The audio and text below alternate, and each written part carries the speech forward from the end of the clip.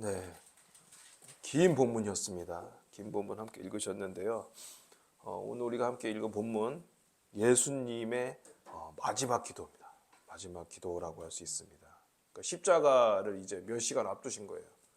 십자가를 몇 시간 앞두시고 주님께서 무릎을 꿇으십니다. 겟세마네 동산으로 가시기 직전에 주님은 하나님 앞에 나아가서 기도를 올리십니다. 이 기도는요, 우리가 읽은 이 6절에서 9절, 19절까지 뿐만이 아니라 17장 전체가 다 이 기도입니다. 이 기도는 신학자들이 이것을 대제사장의 기도라고 그렇게 불려요. 왜 대제사장의 기도냐? 우리 구약 공부했었죠, 레위기, 그렇죠? 구약의 대제사장들이 어떻게 했습니까? 속죄의 제물을 드리기 전에 어떻게 합니까? 백성들을 위해서 하나님께 중보하지 않습니까? 그렇죠? 중보하고 축복의 기도를 하고 그렇게 했던 것 같이 예수님이 십자가를 이제 앞에 두시고 우리를 위해 하나님 앞에 서시는 겁니다. 여러분, 우리가 함께 이 본문을 봤지만 이 기도를 우리가 함께 읽으면서 한 가지 사실에 먼저 우리가 주목을 하게 돼요. 뭐냐? 주님은 자신을 위한 기도를 하신 것이 아닙니다. 자신을 위한 기도, 나를 위한, 예수님 자신을 위한 기도를 하나님께 드린 게 아니에요. 물론 1절에서 5절까지 그 앞에는 예수님 자신의 영광을 위해 기도하시는 내용이 있긴 해요. 근데 그것도 결국은 뭐예요? 아버지를 영화롭게 하기 위한 그런 기도입니다.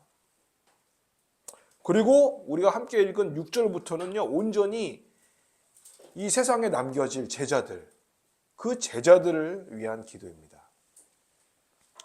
십자가의 고통이 지금 주님 앞에 있어요. 그렇죠? 주님의 눈앞에 있는 그 순간에도 주님의 시선은 어디를 향해 있습니까? 남겨지는 제자들, 그리고 오늘 우리에게 있는 것입니다. 6절 말씀입니다. 세상 중에서 내게 주신 사람들에게 내가 아버지의 이름을 나타내었나이다 그러셨어요. 그러니까 이 제자들이 누구라고 말씀하십니까? 세상 가운데서 하나님이 예수 그리스도 성자 예수님에게 주신 사람들이에요. 이건 여러분 단순히 무슨 주소나 소속 뭐 그런 문제가 아닙니다. 구원의 주도권이 어디에 있는가 하는 그런 문제예요. 즉 뭐냐? 하나님이 택하신 거랍니다. 하나님이 주셨다고 그랬어요. 그렇죠? 사람들이 먼저 주님을 택해서 내가 주님을 섬기고 내가 제자가 되고 내가 구원을 얻은 것이 아니라 어떻게 됐다? 하나님께서 그들을 택하셔서 아들에게, 주님에게 주신 것입니다.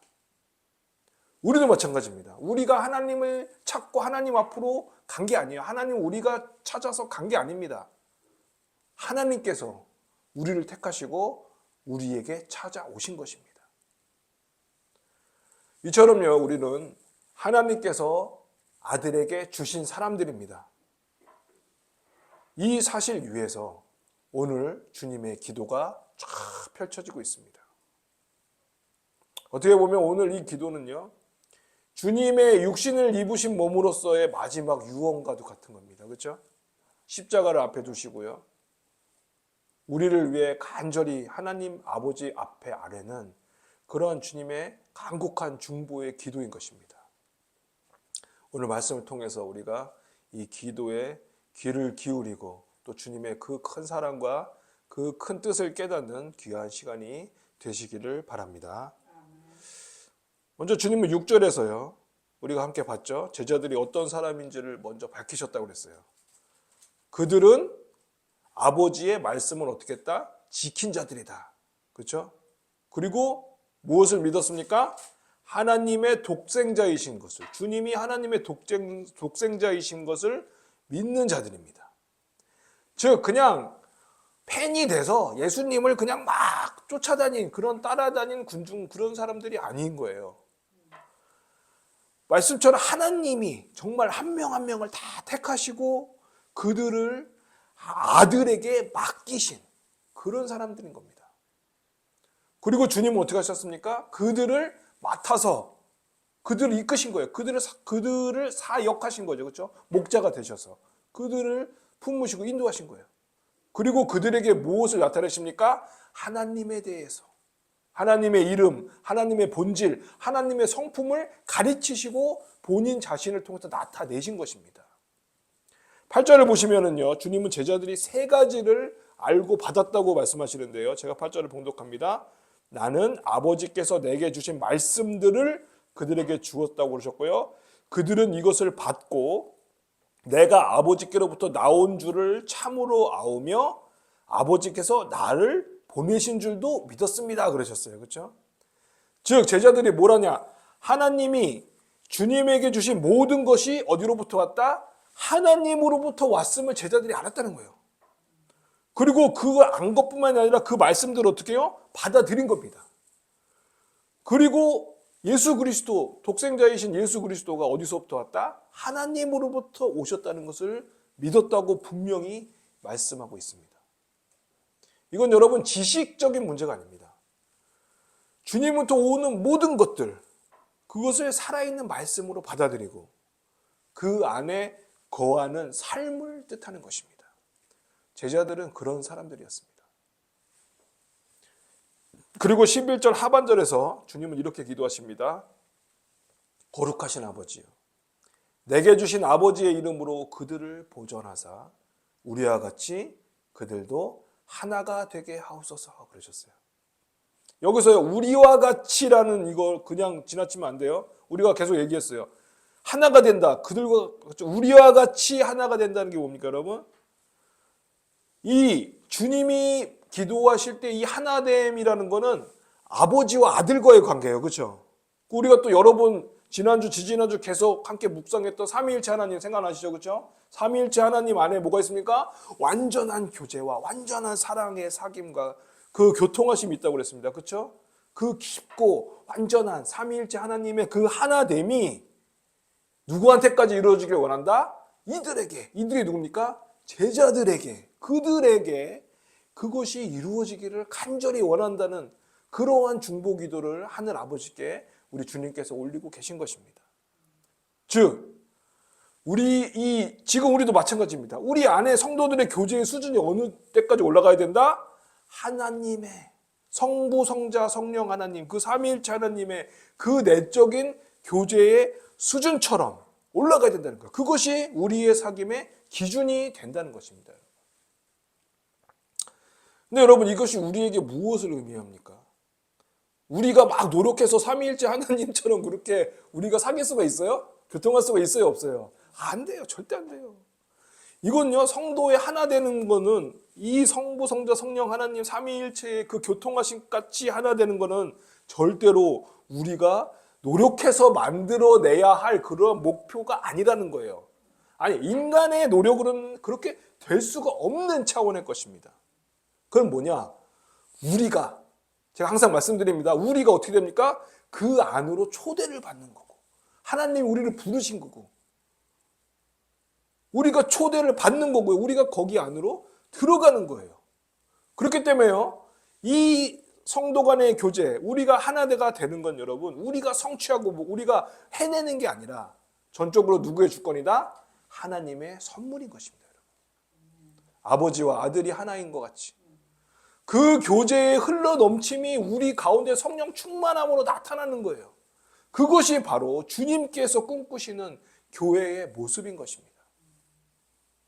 그러면 여러분, 성도의 교제, 즉 우리의 하나 되는 건요, 우리가 만들어내는 것이 절대로 아닙니다. 이미 하나이신 하나님께서 우리를 그 하나됨 안으로 불러들여 주시는 거예요. 그럼 우리는 뭘 해야 됩니까? 그 초대에 우리는 응답을 하는 겁니다. 혹시 지금 사람 사이의 갈등이 해결되지 않아서 지치셨습니까? 아니면 공동체 안에서 상처를 받으셨습니까? 하나됨의 근거는요, 절대로 우리에게 있지 않습니다. 먼저 하나이신 하나님 안에 있습니다. 그리고 우리는 그 하나됨 안으로 초청이 되어서 들어가는 것입니다. 계속해서 12절 말씀을 보시겠습니다. 제가 받들어 봉독합니다. 내가 그들과 함께 있을 때에, 여기서 나는 주님이고 그들은 제자들이죠. 내가 그들과 함께 있을 때에 내게 주신 아버지의 이름으로 그들을 보존하고 지키었나이다. 그 중에 하나도 멸망하지 않고 다만 멸망의 자식뿐이오니 이는 성경을 응하게 함이니이다. 우리 주님께서 3년간의 약 3년 동안 그렇죠? 공생의 기간을 가지셨습니다. 사역을 하셨어요. 그때를 주님께서 이제 막 쫙 돌아보시는 거예요. 기도하시면서. 그렇죠? 회상을 하시면서 기도하는 겁니다. 그때 제자들과 함께 하신 그 3년간의 사역의 기간을 돌아봤을 때에 뭐라고 그러십니까?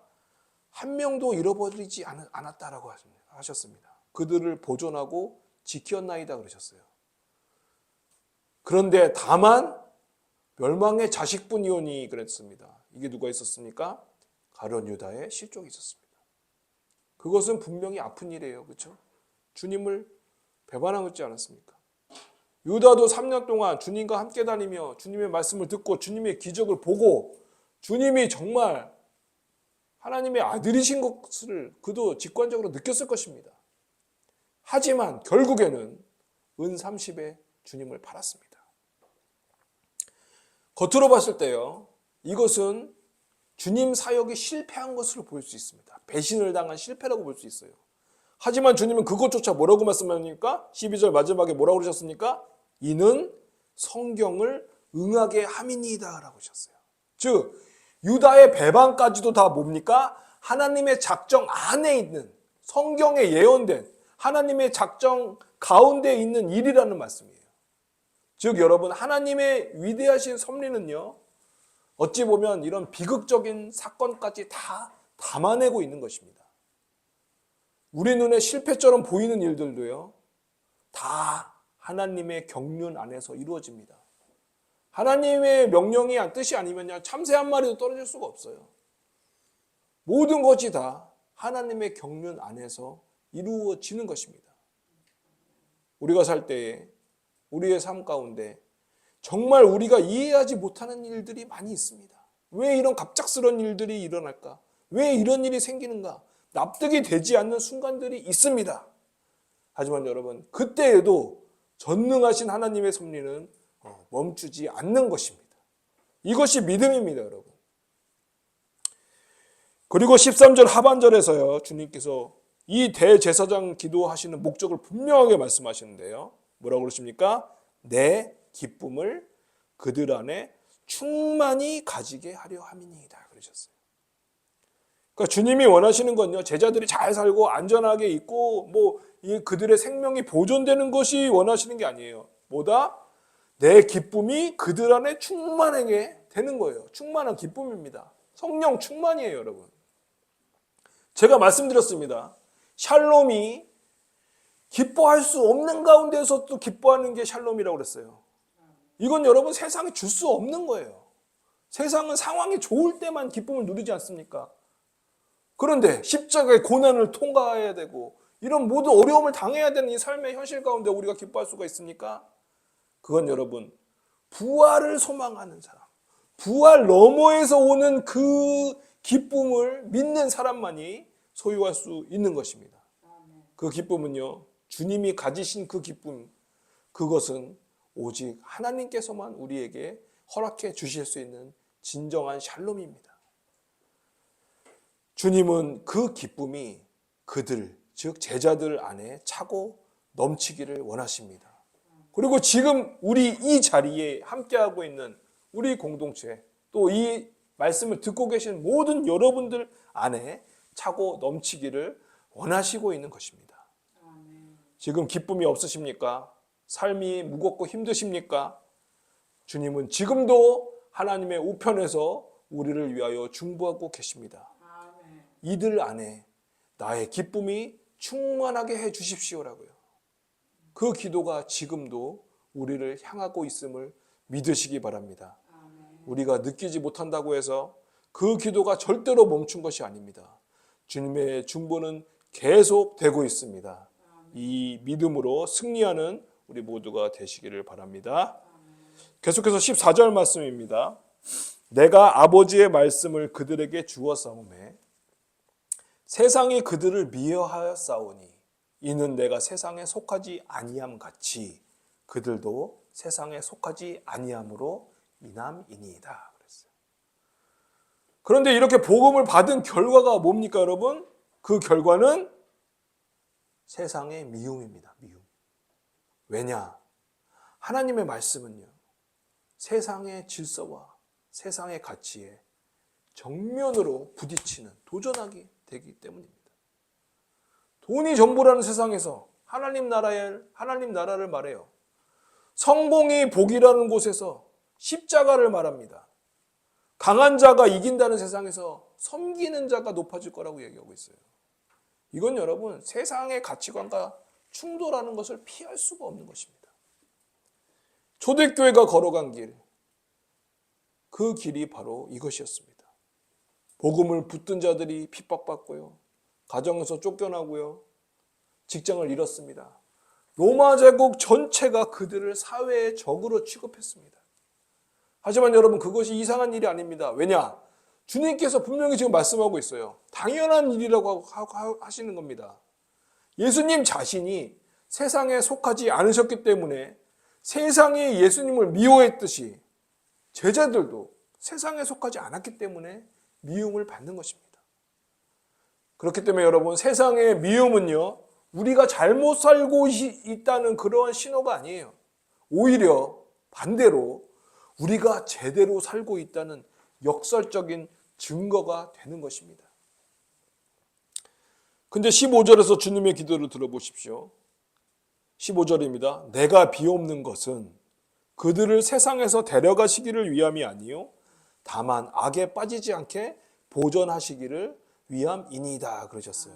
지금 뭐야? 주님께서 제자들을 세상에서 빼내달라고, 하나님 이들을 빨리 좀 빼내주세요. 천국으로 빼내주세요. 이 힘든 데서 빼내주세요라고 기도하시는 게 아니에요.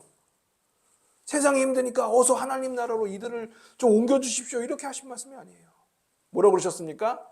이 힘들지만 이 세상 속에서 어떻게 해달라? 지켜달라고 기도하신 거예요. 이것이 여러분 하나님의 방식입니다. 은둔하는 것도 아니고요, 도망가는 것도 아니에요. 도피도 절대 아닙니다. 세상에 속해 있되 세상에 속하지 않는 것입니다. 이 말씀은요, 우리에게도 동일하게 적용이 되는 겁니다. 세상에 힘들다고 우리가 움츠러들거나 피한다거나, 아니면 반대로 세상과 구분 없이 그냥 더 세상적으로 들어가서 동화되어 버릴, 이런 모든 두 가지 다 주님이 원하시는 모습이 아니에요. 주님은요, 우리가 세상 한가운데 믿음으로 서 있기를 원하시는 것입니다. 그리고 그 자리에서 우리를 지켜주시겠다고, 그렇죠? 함께 하시겠다고 직접 하나님께 기도하시는 것입니다. 이게 임마누엘 아닙니까, 여러분? 제가 다시 한번 말씀드리지만 하나님은 살아계시고요, 지금도 우리 가운데 역사하고 계시다고 항상 말씀하지 않습니까? 주님은요, 우리를 절대로 버려두지 않으십니다. 우리가 세상 속에서 흔들리고 지쳐갈 때요, 주님은 하나님 아버지께 이들을 지켜달라고 중보를 하고 계시다는 겁니다.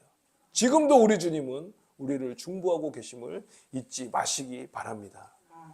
이제 주님의 기도가 절정에 이릅니다. 17절입니다. 그들을 진리로 거룩하게 하옵소서. 아버지의 말씀은 진리니이다 그랬어요.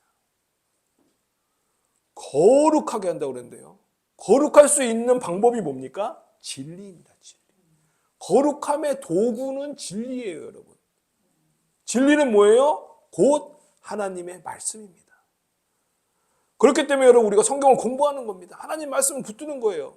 우리가 거룩해지는 건요, 우리가 막 금식하고 종교적으로 막 수행하고 나를 학대하고 아니면 금욕을 하고 그러면서 우리가 거룩해지는 게 아니에요. 뭘 통해서 거룩해질 수 있습니까? 아버지의 말씀을 통해서만 거룩해질 수가 있는 겁니다. 그리고 18절에서 이렇게 간구하십니다. 아버지께서 나를 세상에 보내신 것 같이 나도 그들을 세상에 보내었고 그랬어요. 이제 이들을 그냥 품에 안고 가만히 그냥 그들과 그냥 같이 살고 계시는 게 아니라 어떻게 하신다? 보내신다는, 세상에. 파송을 말씀하고 계시는 거예요. 아버지께서 아들과 그냥 계속 계신 게 아니라 아들에게 사명을 주시고 구원의 사명을 주시고 어떻게 하셨습니까? 세상으로 보내셨습니다. 성육신 하셨어요. 그것처럼 아들 예수님은 이제 그들과 함께 했던 제자들을 어떻게 하신다는 거예요? 세상으로 보내신다는 겁니다. 그러므로 여러분, 우리의 이 삶에 대한 사명은요, 우리가 주도하는 게 아니에요. 우리가 결단하고 우리가 스스로 다짐하고 우리가 실행하는 것이 아닙니다. 우리의 사명은 뭐다? 하나님께서 보내시는 이 명령과 이 파송에 우리가 응답을 하는 겁니다, 여러분. 성교도 마찬가지예요. 우리가 막 으쌰으쌰 합시다. 우리 뭐 열심히 합시다. 우리도 교회도 이만큼 됐으니까 뭐 하나님 일 선포해야 됩니다. 이렇게 하는 게 아닙니다. 이미 우리를 파송하신 그 하나님의 그 뜻과 그 하나님의 역사에 우리가 어떻게 하는 걸까? 함께 참여하는 겁니다. 동참하는 겁니다. 그러면 주도권이 누구에게 있습니까? 하나님에게 있는 거예요. 이게 미시오 데이, 하나님의 성교인 겁니다, 여러분. 그러니까 절대 우리가 착각하면 안 돼요. 우리가 주도했고 우리가 했고 우리의 힘을 했다 그러면 모든 영광과 모든 게 뭐 어디로 갑니까? 우리한테 갑니다. 그럼 큰일 나는 겁니다, 여러분. 그리고 여기서 멈추면 안 됩니다. 19절을 보십시오. 또 그들을 위하여 내가 나를 거룩하게 하오니 이는 그들도 진리로 거룩함을 얻게 하려 함이니이다 그랬어요. 주님이 나를 거룩하게 한다고 그러셨어요. 여러분, 주님이 자신을 거룩하게 한다는 건요, 그냥 주님이 막 하나님의 진리 가운데서 세상과 다른 차별된 어떤 그러한 하나님이 원하시는 형상으로 하나님의 원하시는 성품으로 한다, 뭐 그 정도의 수준이 아니에요. 하나님 앞에 거룩한 게 주님께서 어떻게 하시는 거냐? 주님 자신을 하나님께 봉헌한다는 의미입니다. 즉 이제 주님께서 어디로 가십니까? 십자가로 가시죠.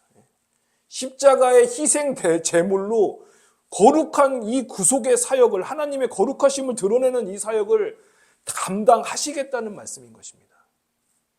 그렇기 때문에 우리도 그 하나님의 말씀과 예수 그리스도의 구속으로 인하여 우리도 어떻게 됩니까?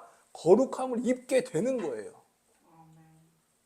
진리의 말씀을 통해서 우리가 복음을 깨닫고 예수 그리스도의 보혈을 믿는 그 믿음으로 우리 또한 거룩함에 참여할 수 있게 되는 것입니다. 그렇기 때문에 다시 한번 말씀드리지만요, 모든 공로는 다 하나님께 있는 거예요. 우리의 거룩함은 절대로 우리의 수행이나 우리의 노력에서 나오는 것이 아닙니다. 그것은 여러분 잘못된 착각이에요. 우리가 더 열심히 기도하고 더 많이 봉사하고 더 깨끗하고 도덕적으로 살아서 우리가 거룩해지는 게 절대로 아니에요.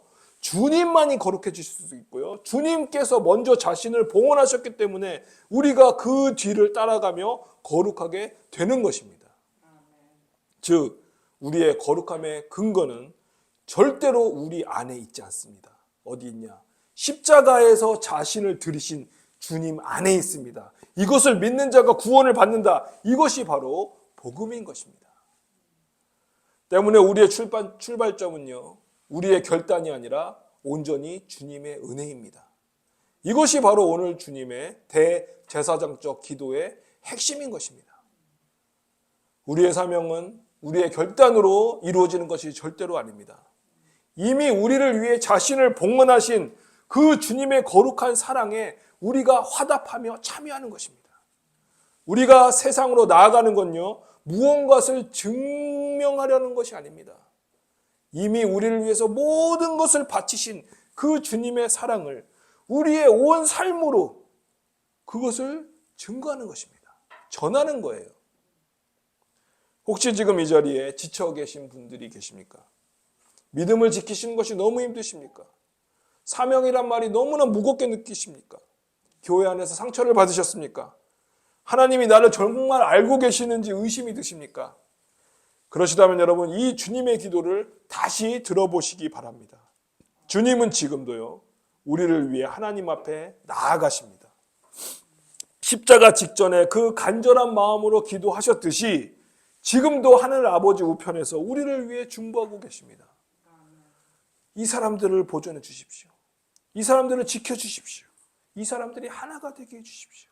이 사람들 안에 나의 기쁨이 충만하게 해 주십시오라고 지금도 하나님 우편에서 우리를 위하여 기도하고 계시는 것입니다. 사랑하는 여러분, 우리는 홀로 파송된 것이 아닙니다. 세상에 버려진 것도 아니고요, 세상 가운데 낙오된 것도 아닙니다. 주님이 먼저 자신을 들이신 그 사랑 위에 서서 믿음으로 오늘도 세상으로 나아가고 있는 것입니다. 그 사랑이 우리의 출발점이고 그 사랑이 우리의 힘이고 그 사랑이 우리의 목적이 되는 것입니다. 이 주님의 사랑으로 그 거룩하심으로 그 진리로 그 기쁨으로 승리하는 우리 모두가 되시기를 간절히 소망합니다. 기도하시겠습니다. 사랑과 은혜가 풍성하신 하나님 아버지, 십자가의 그 큰 사명을 앞두고도 저희를 먼저 마음에 품고 눈물로 기도하신 주님의 사랑에 감사를 드립니다. 나의 힘과 나의 열심으로 무언가를 이루려고 애쓰다가 지쳐 또 상처받았던 우리의 지난 날들을 돌아봅니다. 우리 안에 하나님의 사귐이 없고 우리의 교제 가운데 혹시 우리의 자랑만 있지 않았는지요. 성도의 교제는 결코 우리의 어떠한 성취로 이루어지는 것이 아니라 오직 하나님의 은혜로 삼위 하나님의 그 깊으신 그 교제 가운데 그 사귐 안으로 우리를 초청하고 부르시고 우리를 영접하시는 그 사랑, 그 은혜의 선물이 바로 성도의 교제라는 그런 깨달음 또한 허락해 주시니 감사합니다. 아버지 하나님, 우리가 우리 자신의 자랑과 우리 자신의 업적과 우리 자신의 생각과 고집과 모든 것들을 다 내려놓고 정말 주님께서 이루신 그 거룩하신 그 하나가 되신 그 하나님 안에 그 삼위 하나님 안에 그 하나됨 그 가운데서 우리가 주님 하나님께서 주시는 은혜로 정말 기쁨과 평강을 누리게 하여 주시옵소서. 주님, 험한 세상입니다. 여기서 도망치고 싶을 때도 많습니다. 하지만 주님은 우리를 이들이 힘든 가운데서 빼내달라고 하나님께 기도하지 않으셨습니다. 오히려 우리를 세상 가운데로 보내셨습니다. 그리고 이들이 악에게 빠지지 않게 지켜달라고 하나님께 기도하셨습니다. 지금도 우리 주님께서 하늘 보좌 우편에서 우리를 위하여 기도하고 계심을 믿습니다. 주님, 우리가 외롭고 우리가 지쳐 쓰러질 때도 나를 위해 눈물로 중보하시는 그 주님이 살아 계시다는 것을 아버지 하나님 깨닫고 다시 일어설 수 있도록 용기를 더하여 주시옵소서. 우리의 거룩함과 사명을 하나님 온전히 하나님의 그 사랑에서 시작됨을 저희들은 믿습니다. 그리고 그 십자가를 바라보며 걸어갑니다. 주님, 우리와 함께하여 주시옵소서. 예수님의 이름으로 기도드리옵나이다. 아멘.